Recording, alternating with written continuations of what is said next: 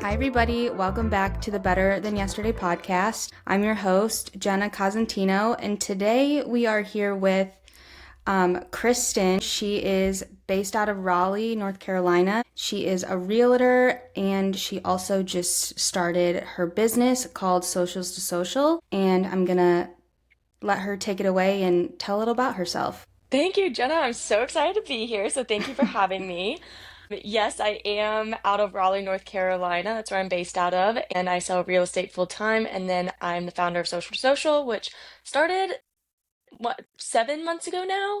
I don't know. It's just been a crazy journey, a lot of moving pieces, but it's been incredible. And yeah, that's basically in a nutshell. But there's so much more to unpack.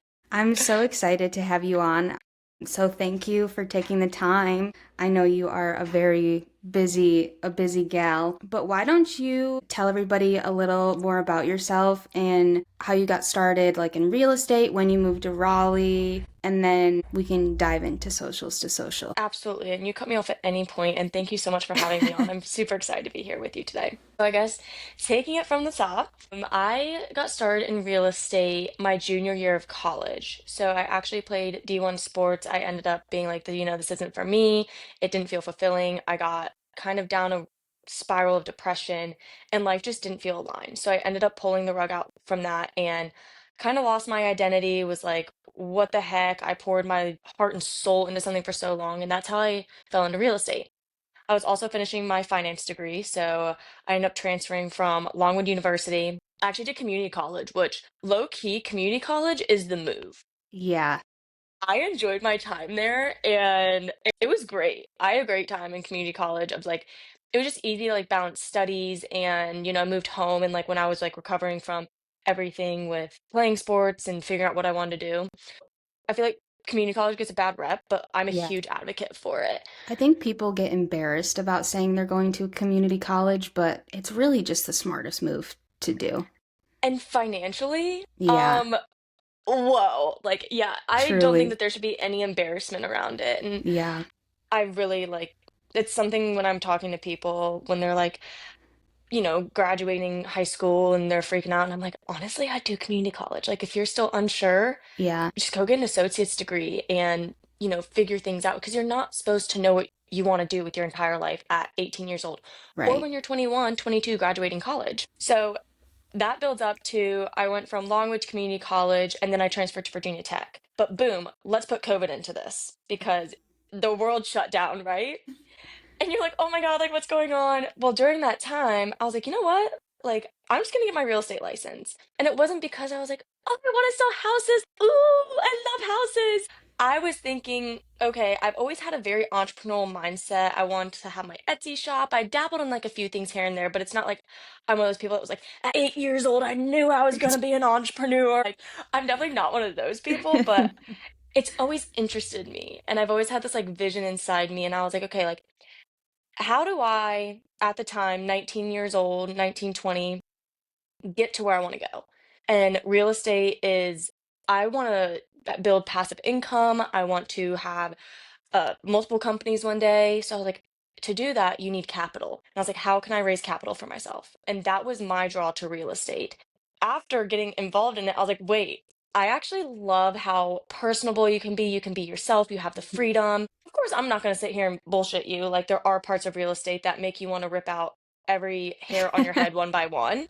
It might be less painful than other things, but I got my license junior year of college. So COVID was still going on and I did it kind of an unconventional way, but looking back, like when something's for you, it just works out. Yeah. And so some of my college credits counted towards Oh, getting my real really? estate license. Yeah. Isn't that crazy? That is interesting. Yeah, definitely like explore different options at your university if you're in school or just ask around. Like, I was the kind of person where I wasn't like in people's business, but when I'm like talking to someone, like even last night when I was at this event for a brand, I was chatting with this incredible woman and I was just asking her, like, how are your mom? Like, how do you balance all of it?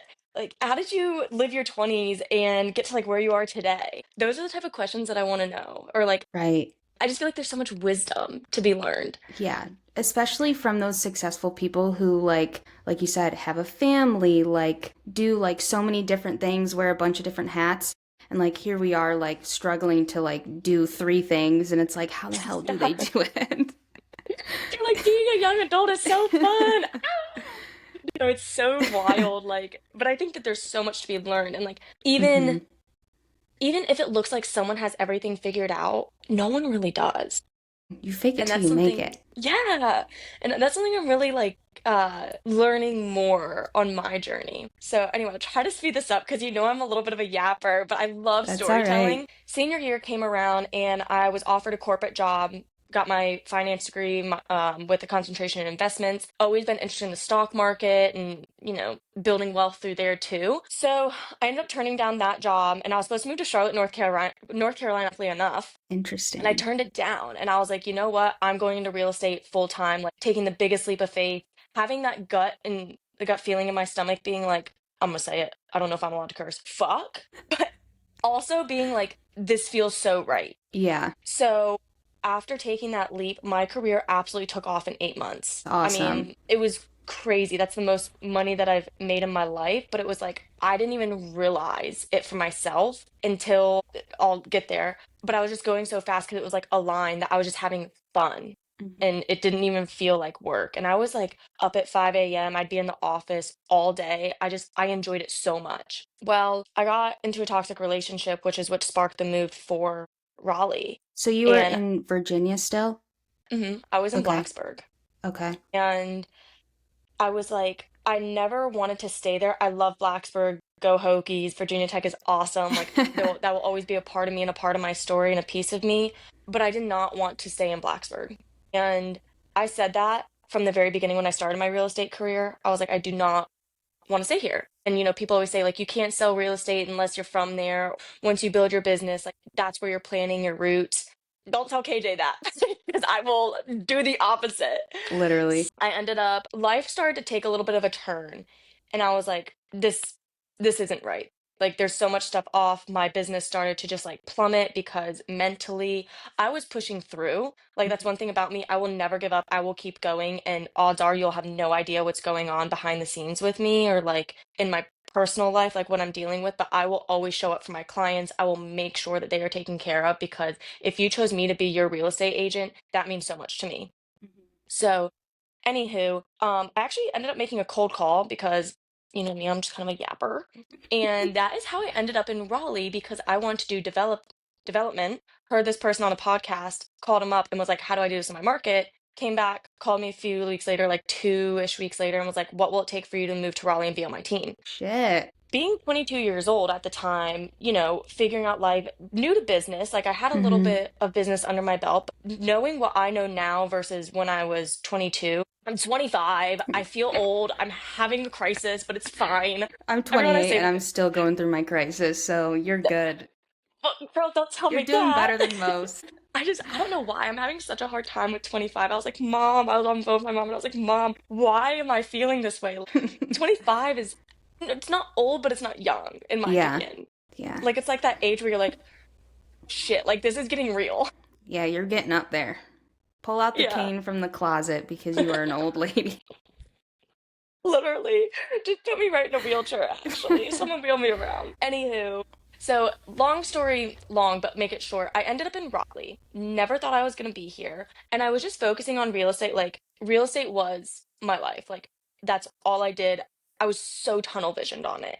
I was like, this is my thing. And I thought I was going to open up a brokerage and have a team and do all this thing. But as time went on, I love real estate.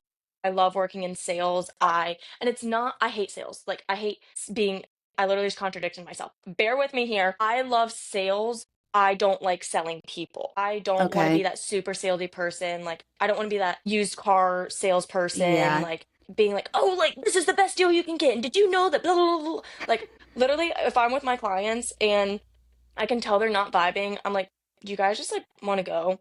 And they're usually like, yeah, like this house is just like not it. Or we'll like drive up to the house and they're like, mm-mm. I said, okay, on to the next. Like, I'm never going to sit there and try to sell someone on something if they're like not about it. I feel like that's how you kind of found so much success is like you're a very personal person, and I think you can connect with whoever your clients are, and they can feel that you're not just like pushing houses down their throat or like pushing, like, you have to get this is such a great deal when you know they're not like vibing with it.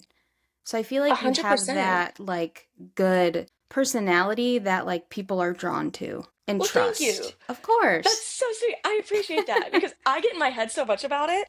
So like hearing that is thank you. That means a lot. Of And course. like it's a huge purchase. And I know we're not here to like yap about real estate, but this is a huge buildup of how social to social came to be. Mhm. Like now looking back, even though it has nothing to do with real estate.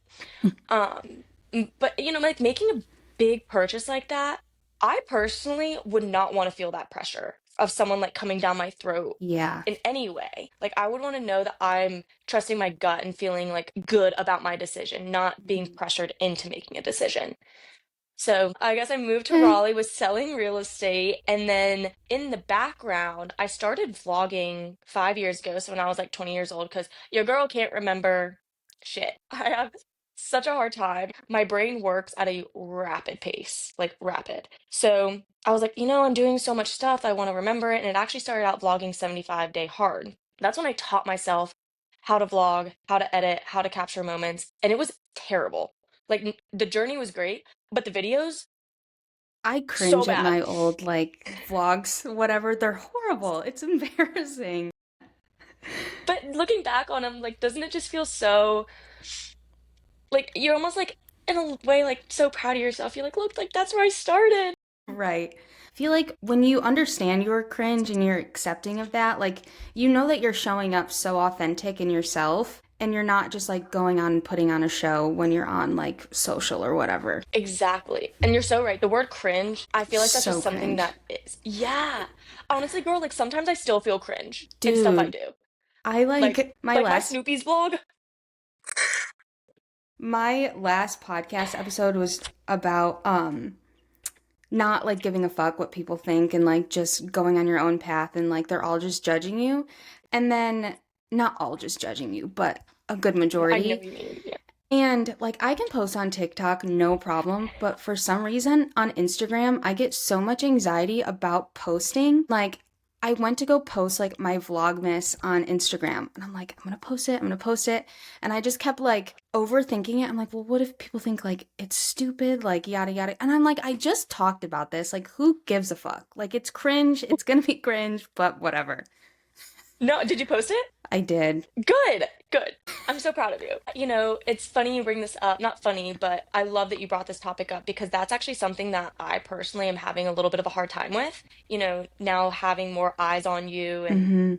I'll be honest, like, I, I still feel like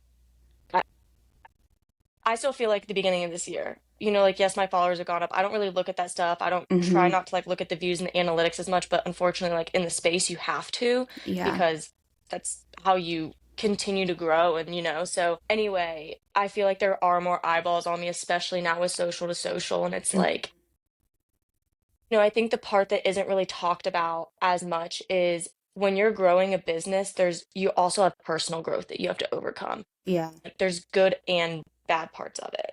Mm-hmm.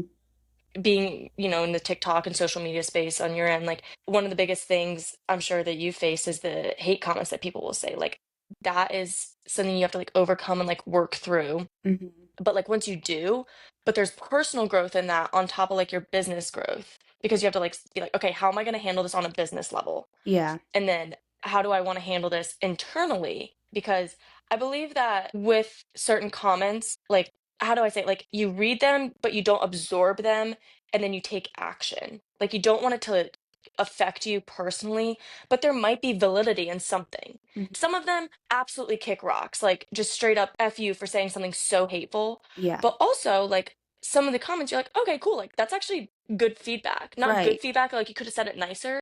But yeah, so I kind of went down a rabbit hole. Sorry. No, it's okay. But it's like you just have to take those comments like in the beginning, of course, they kind of like they punch you right in the gut because it's like, damn, do people really think that about me or what I'm saying or whatever?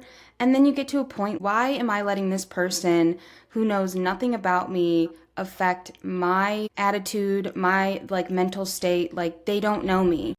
all they see is Hmm. me just posting a 3-minute clip barely on my socials, and they're just miserable and just being mean. I used to get mad, and now I laugh at them. I'm like, what the fuck goes through people's head? Like, why are you posting that or commenting that? Like, it's just, you just have to brush it off. And like you said, using that constructive criticism and Hmm. feedback will help you in certain situations. I completely agree. Like, yes. And, I think I just personally don't respond to them either Mm-hmm. because, like you said, sometimes, I mean, I don't even try to look at their profiles or anything. And I'm just kind of like, you know what? I know my truth. I know why I'm doing this. Yeah. I'm going to keep going. How did you handle that, the email that you got about, Oh, my hate email. yeah, like that, they took the time to like get your fucking email and ridiculous. Yeah, I mean, we can unpack that a little bit because the funny part of that is honestly, that one didn't bother me. The only hate comment that really has ever gotten to me is when someone made a comment about my parents and like I lost my dad when I was young. So that was like just what they said was obviously inaccurate, but that goes to show that people don't know your life before like saying something so hateful.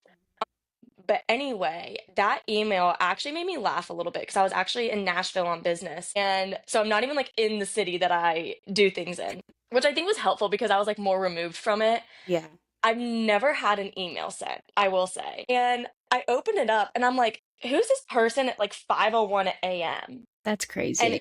the subject line is, "You are destroying Raleigh." And I was like, I mean, okay, like if that's what you think, like everyone, you can have your opinion. Like, Yeah. okay. But yeah, honestly, that's what I was like. Someone went out of their way to email me and say something pretty hateful. But then, like, that's when I look back at the times and the moments, and like, people have come up to me and literally have looked dead in my face and go, "You have changed my life. If it weren't for you, I would have never met XYZ. I would have Oh, never felt more comfortable moving, like, to the city, and I didn't know how I was going to meet people. Now, because I've gone to an event, I'm now in like this group chat thread where we put what we're doing in the week and then we go do something." And I think like in that moment, and I'll be totally honest with you, I have really bad anxiety and I overthink a lot. The version of me a year ago would have spiraled getting a hate comment like that. But then I was like, I instantly just like went to that moment of people saying things like that to me. And even if it's just one person saying that, and I feel like yeah. this is so cliche because you hear this on social media, you're like, if one person benefits from my post, it's so worth it. But it is true. Like if you're able to change one life, like what does that the hate comment to me is just kind of like, okay, like whatever, like water off a duck's back. Yeah. Because knowing that you can have impact to change someone's life for the better is a feeling that's so wild. Mhm. But yeah, so and it was funny because I literally was on Broadway later that day and these girls were like, "Oh my God, AJ." And I was like, "There's no way that I'm in Nashville right now." And someone just like recognized me from TikTok. She was like, You're from Raleigh. Like, that's so cool what you're Wait, that's doing." so cool. And that was another thing, like in the moment being like, wait, okay, the universe works in the crazy ways. Like, I'm gonna get this hateful email that I'm destroying my city, which again, if that's your opinion, fine. Like, not everyone's going to be for you, and not everyone's gonna love what you do, which is okay. But then having, and the girls were so sweet and like super cool, and like they were out in Nashville and they were from Raleigh. So, like, that was just like a sign from the universe too, of being like, okay, like maybe what you are doing Yeah, is really cool. And like people do value the energy and the things that you are doing in our city. Well, 100%. not our city, because you left us, but I did. I did. I still have a piece of Raleigh in my heart. yeah, Here for it's okay. Wilmington, 100%. Yeah, I love Wilmington. So So going along with social, is that how socials to social came about? So, social to social was actually kind of an accident in a way. I just started like tying back to picking up the real estate story. So, I moved to Raleigh and I just always kept vlogging, and it was mainly on TikTok. And that's why people know me by KJ. My name's Kristen Jacoby. And another fun fact about KJ is that was my name playing field hockey. So, only my field hockey friends knew about that. And that was like my athlete identity. And that's why I'm saying like the universe is crazy because like remember I lost my identity after leaving sports and I was KJ, and like now some people in Raleigh only know me as KJ. So it's That's so funny. wild, but the reason why I'm KJ is my TikTok is not professional. And going off your Instagram thing, I feel like For the longest time, I had such a hard time posting on Instagram because everything would give me anxiety. I felt like I Mm. had to be like super polished and buttoned up and in my heels and my suit jacket, like, look at this incredible house. Yeah. I was like, I'm gonna be honest, I'm a girl, say fuck, sometimes have the mouth of a sailor. I say the most off the wall stuff. I do cringy things. I'll skip down the street. Like, I just like to be myself and not feel like I have to be put in a box. Question. Mhm. Do you feel like you have to, probably not, but compete with like the other realtors who are on social media and like how they show up? Do you feel like you have to compete with that or like how do you deal with that? Yeah, this may or may not be a hot take. I have no idea. But when I was first getting started in real estate, I believe that there's enough to go around. And Mm-hmm. like same thing in like social to social, and like we might touch on that too, but I believe that there's enough to go around. And one of the things I love about social media is people are going to connect with certain people. So like someone might look at my page and be like, "Oh, like she's not for me," and someone else might look at my page and be like, "Oh my God, like this is my homegirl." Literally, like I'm buying my house with her and like she my homegirl. So I just think that it depends on the person, like who they resonate with best. So like personally, I don't necessarily see it as competition. Okay. Um, it's weird though because in real estate we technically are all competitors because we're 1099s, like we work for ourselves. It gets complicated because you have to work for a brokerage, but me, I'm independent. Like I run my own ship. I have Chris and Jacoby Real Estate and I'm with Real Broker at the moment. I love Real. But I think no, because and this has taken time. I'm like thinking through because yes, there was a time where I'd compare, but I wouldn't feel like that competition being like, oh, like they did this, like I have to do this or I have to be better. Mainly be like, I Learning like take what they're doing or like how they're I would doing it. take nuggets and be like, like I really want to, like now if you go on my page, I don't really like saying I'm in real estate. I don't want my page, like Kristen Jacoby is not a robot realtor. I am a human being who happens to sell real estate. And now like I have more that I manage and like more businesses. Like Kristen, I don't know how to describe this without like getting like super in depth. It's But like like the technically, mother of the other little businesses that you have. yeah, like if we're talking about it like in technical terms, my holding company would be like Kristen Jacoby, like the brand. And then I have real estate, I have social to social, I have my social media, and who knows, I'm probably going to start another business because I literally just love it so much. Yeah, to answer your question, I think that there's a healthy amount of competition, but comparison is when it can spiral negatively really easily. I think we were on how you got started with socials to social. Yes. So to sum it up a little bit faster is I was just vlogging my life and I started to connect with a lot of people and I was just being KJ on my not to sound like I have like an alter ego because that's one thing about real estate is I really try to be authentic. Like I don't want someone to meet me in person and be like, "Oh, like she's different from her social media." Obviously, we all have different days, off days, things like that, but I want to be the most authentic version of myself on social media and in person. However, you do need to be careful on social media because I have had stuff happen where you just need to make sure that you protect yourself because there are creepy people out there. So I just started vlogging and I started to connect with other people. I was talking a lot about like solo moving, going through like a toxic relationship. I didn't really mention real estate much. I have a couple videos, but I didn't want real estate to be on TikTok. Yeah. Like it just felt icky to me. And I still have a hard time like crossing them Hmm. because again, I don't want to shove real estate down someone's throat. If you find out I'm a real estate agent, you're like, man, I want to work with her, cool. But real estate is what funded social to social from the beginning. So it's like that's where I was making money to be able to fuel social. But I started to connect with a lot of people moving here. I would just help people for free, like DM them. I wasn't looking for money or, anything in particular. I was just like, I don't want someone to experience what I did when I moved here and I moved here blindly. I didn't know anything. So that's honestly why I just started posting random stuff on TikTok and like talking about my life here in Raleigh. And then I realized I was like, this person needs to meet this person, and like this person needs to meet this person because I feel like they get along so well. And, they just moved here, they don't know anyone. And that's how I posted my very first TikTok for social to social, explaining that concept, just being like, how do we feel about all getting together? Thinking like maybe like 30, 40 people would want to get together and maybe, like do a picnic in the park. And that was honestly my vision. And Dorothea Dix doing a picnic in the park around like sunset. I honestly thought that's what the TikTok was going to be like turn into. It absolutely took off. And I also want to note, I had no background in the event industry. I didn't know anything. I was so tunnel vision in real estate. I didn't realize that events were a thing in like other cities. Like I'd go down to Miami and I'd get inspired about like stuff that I saw there, but I didn't know that Mhm. events like really were something that were happening. Yeah, Quickly learned, quickly found out because I drank from a fire hose and learned the entire event industry. I went from posting that TikTok to 3.5 weeks later hosting my first event, which was around, I would say like 175 people. It sold that's out over crazy. 200, but I think around like 175 probably ended up showing up. 150, we'll just be conservative because I don't want anyone to come back and be like, so we'll just say 150, 175, somewhere between there. And it was wild how many people like actually showed up. And after that event, I will never forget the feeling I had of just being like, oh my God, like the energy was electric. And I literally have goosebumps thinking back. It was May 17th. It was 2 days after my birthday. So I was like planning all this. There was so much stuff going on. And my mom came into town and Where I was was the like, event? it was at Uncle Jesse's in Five Points. Oh, that's right. That's right. So it was epic. And then I was like, okay, this has to keep Yeah, happening. there's something here. Yeah. So at the time, there wasn't too many like meetup things that existed. I've seen quite a few pop up. Some of them are super cool.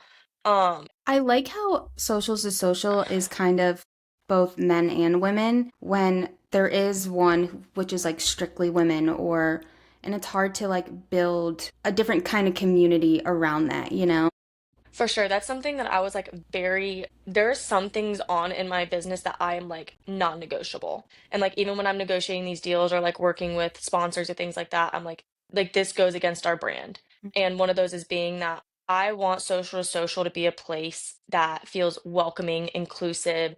I want it to be, both guys and gals. Like I don't want someone to come and just feel Not like like they belong or whatever. yeah, because that's something like truth be told, that's something I struggle with. Like I get so nervous Mm. going out and doing things because I'm like, "Oh my God, like what if I'm not supposed to be here or am I really like welcome here?" Things like that. And you can only do your best to cultivate an Yeah. environment like that because, again, like there's always going to be variables you can't control in Mhm. something. But that honestly, that's a big piece of social to social is it's more about creating space and cultivating experiences than it is like, oh, like let's all just get together and hang out. Like I want there to actually be, I think what separates social to social from quite a few things is the energy.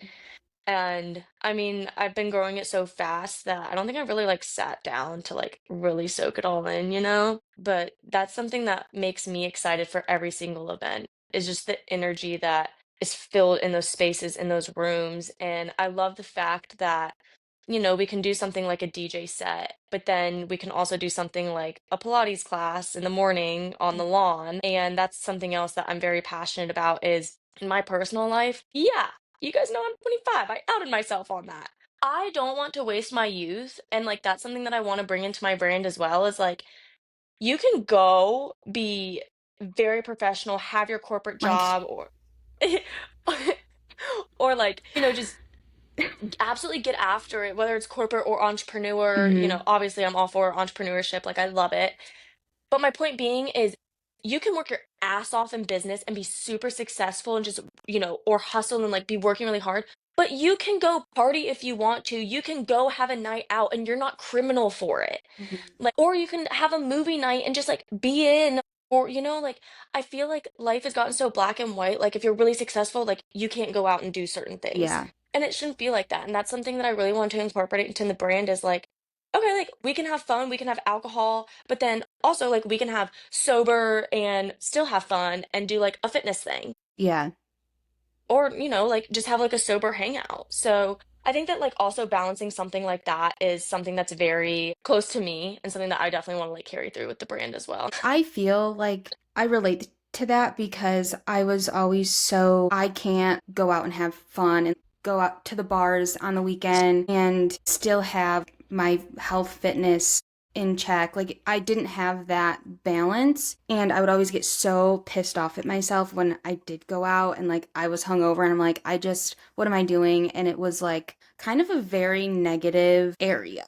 And it's like, how do you allow yourself to break out of that and allow yourself to have fun? Yes, you can still have fun, but yes, you also still have to grind, like at work, whatever that looks like. And I like how you have different events for different people.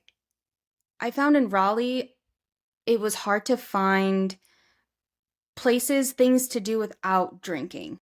Hmm. And that was like a struggle of, I want to be outside. I want to go do this, this, and this. Like, why do you have to be drinking? Don't get me wrong. I do love a beverage or like 10, but it was hard to, find that balance and find that area where you don't have to be at a brewery or partying all the time, you know? I don't know if that makes Exactly. sense. No, it 100% makes sense because like I resonate with that so much. And for a while there, like, I mean, I wasn't like big on drinking because drinking can sometimes make me really sad. And like, Hmm. I call it my post-alcohol depression for like Same, sister. 1 to 7 days. So that's why I try to drink tequila because I've noticed that's the like one that doesn't affect me the most. But Yeah. I feel that so hard. And I feel like there's so many, like, the pressure of being in your 20s Hmm. is not really talked about. And that's something else that I'm really passionate about is just making all um not fundamentals of life, like all aspects of life coexist without putting Yeah. too much pressure in the, I can't have fun because I take my job so seriously, which like that was me from age 19 to honestly 24. I did not allow myself to live until I started traveling. And that was See. another like pivotal moment for me. But I think again, like you have to go through certain things to be able to where you are in life today. Like you have to be Yeah. every version of yourself to be the version of you that you are today. Yeah. And I think it's so hard, especially in your 20s. All of your friends, everybody is on their own separate path. And like, I know for me, right after college, I compared myself to all of my friends. They were getting married, they started having kids, they had good jobs. I'm here just twiddling my thumbs, like, what the hell am I doing with my life? But everything happens the way that it's supposed to, and I wouldn't change that for the world. And it's Yes. so hard at this age to not compare yourself to other people. And like Amen to that. your 20s, like they suck, but they're also so fun.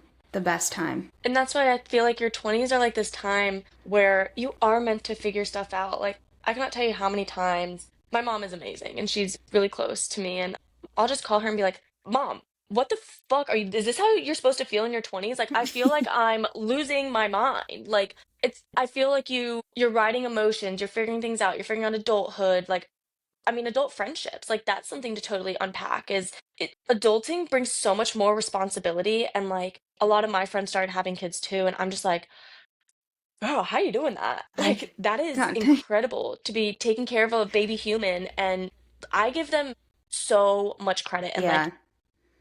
I mean, I look at my friends who parents, and I'm just like, I applaud you Mhm. beyond belief because it's just, but it's nothing to be afraid of. Like at the same time, my 20s have been the best time of my life. Yeah. So, because you have the freedom as an adult, Yeah. but you also have responsibilities. Gotta love the responsibilities. I know we kind of touched on this a little bit, but like, how was it in the beginning putting yourself out there on social media and just not caring? And then now being in the spotlight, has that changed and shifted? And like, what's your attitude towards that now? Oh yeah, this is actually like, did you like know that this was something that I've been going through?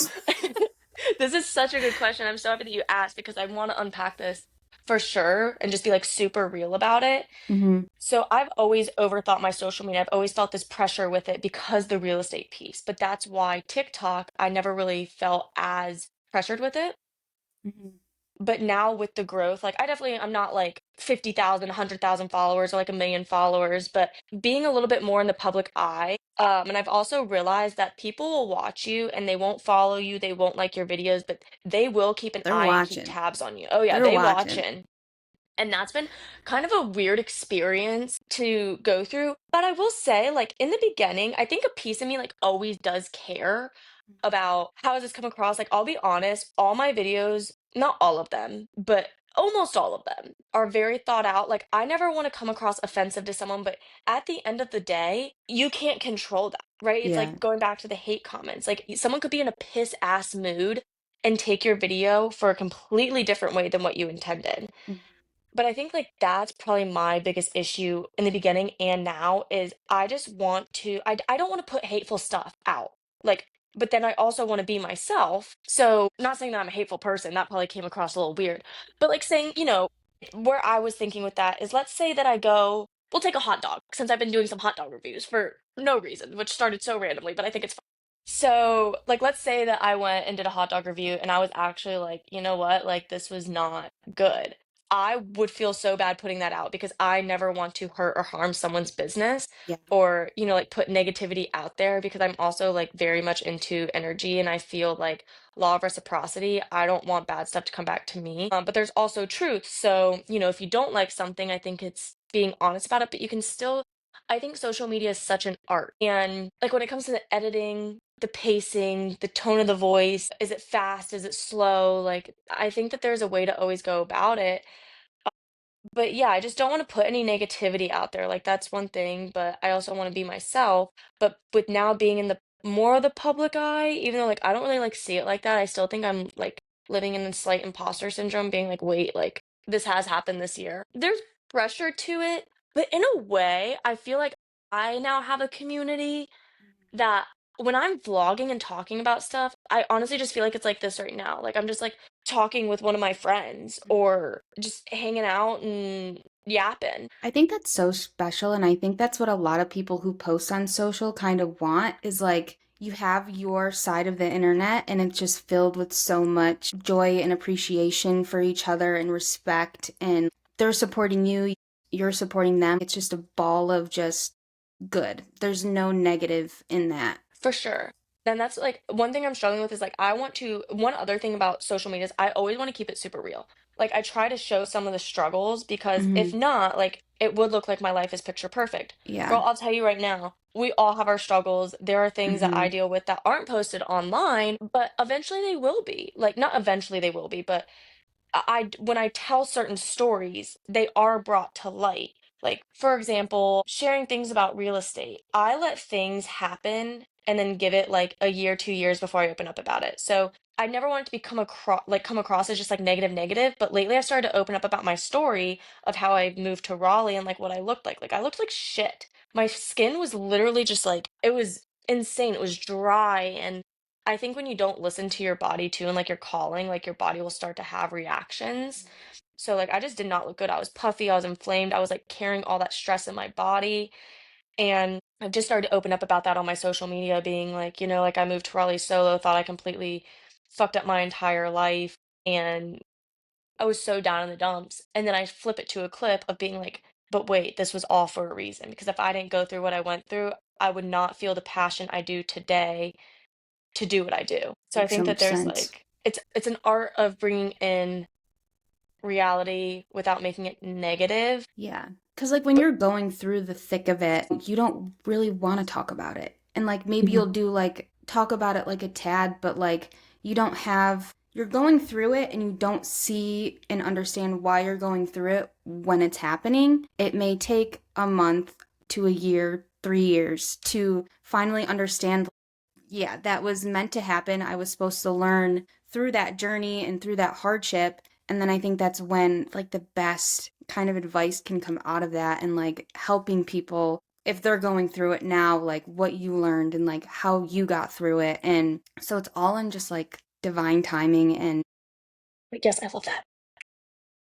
I say that all the time, like divine timing. Yes, yes, yes. it's crazy. And like I find that now the situations growing up or like that I've gone through like in my early 20s, and now I'm like understanding it and like I can talk about it and I'm not embarrassed about it. And like how do I use that now to help people, because I don't want people to feel how I felt or go through the things that I went through, and like how can I use my voice to get that story out there? You know what I mean? Yes, I So love that. it's just like it all just happens when it's supposed to happen. Divine timing. Divine timing, exactly. But like you also shouldn't have to feel the pressure to, if you're going through something, yes, you are on social media and you do share your life on it, but you shouldn't have to feel the pressure to you have to share every single thing. And like people shouldn't pressure you to ever have to feel that way, you know? I completely agree. And I think that's like sometimes it's something like when you're in something you have like a different perspective, but then when you like remove yourself from it, you're like uh, Hmm. like it's not that deep, or it's not as much of a cluster yarn ball as it was in my head. Yeah. And a lot of it is misunderstanding. And I know I find myself, I get so worked up and I'm just like tunnel vision on something that pissed me off or something that's bothering me. And if I really just stop for a second and let it decompress, and it really was not that big of a deal. And it was all me just kind of like fucking up the whole situation, you know? Like a spiraling in your head, looking at every situation, every scenario, every word. Yeah. What has this whole like social media process um what has it taught you? Like how are you different than 7 months ago? That's such a good question. I don't even think I've like thought about this. How have you grown in like confidence, your mindset, your identity, and just becoming Mm, who you are right now? I think the biggest thing that these 7 months has taught me is how much I really can endure. There have been some serious growing pains, struggles, and I've always persevered through them. I do think just being really appreciative for the rapid learning and growing, even though it feels like I don't even know how to describe it. It can be painful, but being able to like make it through all that, and then I think one of the best things about it was making the connections and building a community to where like I feel supported in a different way. And I really do love connecting with people online, and then being able to connect offline, which is, like the whole thing, and genuinely meet people has been so fulfilling. And just honestly, social to social has changed my life too, because moving to Raleigh was so terrible that I saw the city in such just like a foggy light, and like not good stuff happened to me here. Well, I think that life happens for you and not to you. So not good things happen, then it's almost like I put that resentment into the city. But now it goes to show, like the 7 months have taught me that it's all about what you make of it. Anyone could genuinely do anything that they really want. Like if someone else wanted to go start a social thing, or, get their real estate license, like you can go do it. Yeah. It's just you have to do it. Or like not you have to do it, but you have to want to go do it. Hmm. So, and I do think confidence, that's funny you bring that up. I think some people see me as like this like crazy confident girl. Like I cannot tell you how many people like call me like a boss girl, like things like that. I appreciate that, and it's so sweet of them to say that. I think that there definitely is a confidence curve, especially in the social media space, because I don't feel like I'm necessarily that social media face. Like I don't get Botox. My skin is not the best thing ever. Like I have scars, and I'm not like that picture perfect person. But I think I started to lean into that and just be like, you know what? I do have a goofy and quirky personality, but I can also be super serious and go businesswoman and have high level conversations and like talk deeply about stuff. But then I can go back to being like sarcastic, hee hee. And for a while, it was a little bit of a knock to the confidence, because I felt like when I was going in and like negotiating with some of my deals and stuff, people saw me on social media being like silly and goofy. So I think that was something that I struggled with. But now one other thing is like I never want to come across boastful, and that's why I don't really post about like my wins, or I didn't, but now I'm starting to be better about that, being like the article yesterday. Like that was actually a big step for me, but people wouldn't know that What because was the article? I was featured in an article, and it just basically explains like social to social, how it came to be, That's awesome. the story of it. That's really awesome.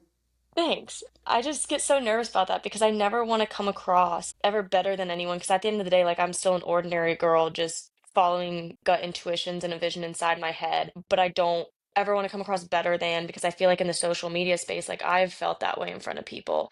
Like it's basically like you're looked down upon if you're not at a certain level. But I think at the end of the day, we're all human beings and we are all created equal, and we're all going to live and die. So there's no reason to belittle someone to make yourself feel better.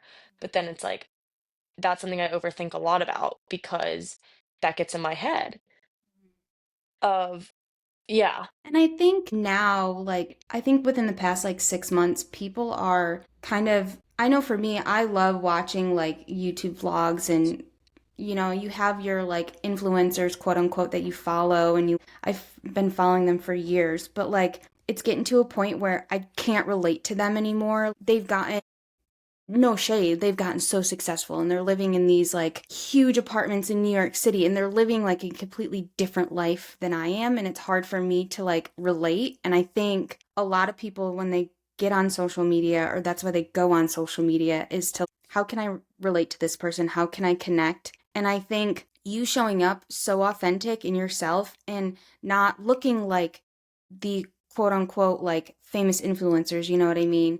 And like I find that too is like I don't look like your ordinary person. It takes a lot to understand that and be okay with it. But that's how people are going to relate to you. And that's how you're going to build that community and have people want to come back and support you and all that stuff. It's because you're like them, you know what I mean? You're not like this untouchable person who's like a god that you can never get to. Yeah, no, definitely not. I'm like cue Hannah Montana, ordinary girl. I completely agree. I think social media, quote my words, either quote them or don't quote them if it doesn't happen. But I do think that social media is going to take a little bit of a different turn. And that's something that I'm very passionate about within the business, is because I do Hmm. think that people are craving community offline. Yeah. I love social media. You have your bad, you have your good with it. Hmm. But I think that there's so much goodness that could happen on social media, that is happening on social media. Yeah. But I do think that there is going to be a turn of how it's received Hmm. and how it's used. Yeah. I think people are just craving that like personal connection and like raw and in the wild kind of connection, you know? Yeah, I do agree that people definitely want to go back in the wild and oh, like have that genuine connection again Yeah. and feel the energy. So, yeah. One last question I have. I know we've been yapping for a while, so I apologize for taking all your time, but how do you balance having a full-time job, having fun on social media, running another business on social media? Like, how do you balance it? Because I find I struggle with that of like, I work a corporate 8 to 5 job and like I get home and I want to come do the podcast and like promote that and, post my TikToks and everything. But I feel so fucking burnt out by like midweek. I'm like, what am I doing? Like, how do you handle that and deal with Yeah. that? Again, I'll be so upfront with you. I feel like sometimes I'm so honest, like almost like a flaw, but this is something I'm struggling with right now too. I'm kind of leaning on some people and just in my support system and other like business owners. I'm just like, are you feeling burnt out right now?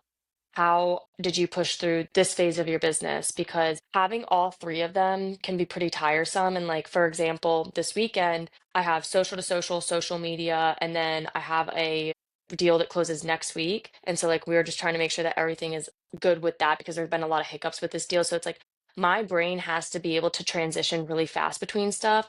And this probably isn't something I should admit publicly, but I am constantly multitasking. So like if I'm at a stoplight, like my phone is in my hand and I am just like either responding to DMs, trying to like the tasks that don't take me long, I put them in to like at a stoplight, standing and picking up my Starbucks order. And that's another thing I do reward myself with like little things like Starbucks. Like I don't get it As every you should. day. Yeah, I don't get it every night. But I also just like try to like give myself like little moments because I used to like never do anything like that. Hmm. And I feel like that's kind of helped me a little bit through the burnout phase. But when it comes to like editing things, there are hard deadlines on certain stuff that I have to meet. But like right now, I'm also in a prep phase to go into 2026 I planned out all the sweat and socials for next year, but now it's getting the other things and then it's also like fostering the connection. So I think to answer your question in less of a roundabout way is business is going to ebb and flow. Burnout is not inevitable, but I think that there's a way to like handle it. Trying to do everything, I relate on like you had a whole day and then like you have to come home and edit a TikTok. And like for me, I like posting at night. And I'll be honest with you, girl, some days I am just like, I literally just sit on my bed and I end up falling right asleep. Like I've fallen asleep with my phone in my hand, but I think like these are also the days that I appreciate so much because you're still in it. Like I know like mentally and energetically, like this is what I want to be doing. So like if my body shits out on me and I just like fall asleep, like I'm going to still get it done. Like that's the one thing about me is there are some things on my to-do list. It's like the way I structure my stuff is I have the top that is like, this has to be done. I don't care. This is like this needs to be done, but this can go to tomorrow. And then it's like, okay, this would be good if you can get there. But days are so unpredictable, especially in real estate and now with social to social, like my calendar is constantly moving around, like constantly. So, don't know if that answered your question No, it because that's did. something I'm still very much figuring out and navigating. And then, yeah, It's kind of not refreshing to hear, but it's nice to hear that, like, how you kind of deal with that because I know, like, I look up to you for the things that you've accomplished, and I'm like, how the hell does she do it? So it's nice to know that what I'm doing is on the path and you're doing the same thing and you're just pushing yourself and you're just passionate about what you're doing. And and like I'm so proud of you because I think that you have it in you too. Like the fact you're doing this podcast, I'm so about this. Like, and I love the principle behind your podcast. thank And you. like, I mean, I'll sit here in the trench with you because I think that entrepreneurship, when you start something, when you're doing something, when you're building something, there are going to be times that are just like pulling teeth. Hmm. And I think it's so glamorized. And that's why I want to be real about it. Like, yes, this has been an insane experience. And like, there's so much goodness. But yes, I personally am struggling with a little bit of burnout right now because that's life. Like that's the truth of life, right? That Like it's not going to happens, be, yeah. yeah, it's not going to be happy and bubbly, but I think when you build something, like it's just part of the journey. Yes, it is. I know I said that was the last question, but last question, what is next for KJ? What are you working on? Where can people find you? What's happening with socials to social? For Fill us in. sure. Give us the tea. Ooh, the tea.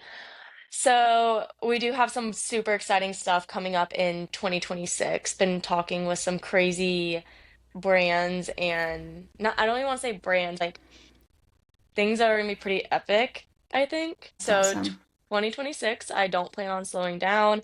Social to social. Would love to bring it out to Wilmington, actually. Dude, please. I would love That would to. be I so fun. love Wilmington. Like I love Wilmington.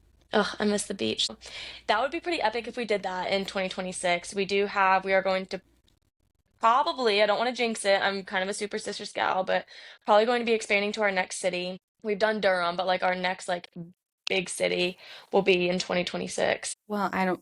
Wilmington's not a big city, but it could Oh, I mean, happen. no, we got to talk. We got to put Wilmington on the 2026. But we do have all of our sweat and socials mapped out, which I mentioned earlier. So that'll be our fitness series. I'm in conversation for potentially something really huge with our DJ set series. So we'll see how Dude, that I works out. saw that, like that video. Sorry to cut you off. That You're was good. just like epic. Like I Thank could you. just feel that energy through the phone. I'm like, damn, Oh, that thank was so you. cool. Of That means course. so much. Like, of course, like I'll be so honest with you right now. Actually, I spent 6 months, no, how long? I started planning that event. Like the idea came to fruition in like July-ish, I think. So I spent a long time like working on that event and I think it went really well, but the one thing that was kind of a downfall was the lights. But like we tried to work on that for like 2.5 weeks, but there was so much stuff in the back that like it just came down that we literally could not do anything about the lights. And of course that messed with the vision a little bit, but like I have mad respect for the people that I worked with. Like they worked so hard on it. And that's the only thing of that event that I was like, shucks. But that was I don't even know how to describe the feeling of that one. It was insane in the most like abundant way. And like seeing the footage, like I look back on it still and I'm just like, I loved that event so much. That was my little baby. It looked like a lot of blood, sweat, and tears went into it, and it looked fucking awesome. Thanks, girl. Yeah, there was definitely a lot of all of that. But it was worth it. And now doing that, I planned that event almost entirely by myself. My assistant did help me here and there, but if I could go back and replicate that event again, like I definitely would. Which I'm obviously going to keep doing DJ sets, but I don't think that we'll ever be able to have that event exactly again in that location. So that Damn, sucks. one in a Yeah. lifetime opportunity right there. No, seriously. But again, there's like so much stuff that goes on behind the scenes. But That's awesome. I was going to answer another thing and I totally forgot what it was. It was the direction. How can you find me? Well, I'm on social media. what are your accounts, your Don't go on handles? Facebook. Don't find me on Facebook. I am so bad with that. I don't even know like if people really use Facebook. I'm not a big Facebook user. I'm not a big LinkedIn user. But Instagram and TikTok, oh yeah. I love my Instagram. So I'm Kristen with two N's Jacoby, and that's Kristen with an E, and Jacoby is Jacob with a Y. And then that's actually my TikTok at name, but my name will just be KJ on there. And then socials to social is social. So that's where you can find us there. Any other account at this time is fake, just so you know. But we're probably going to be creating more stuff. But yeah, so So socials dot social. awesome. Well, thank you so much for coming on today. I'm so happy to have you Oh my gosh, as our I've had so first much fun. guest on the pod.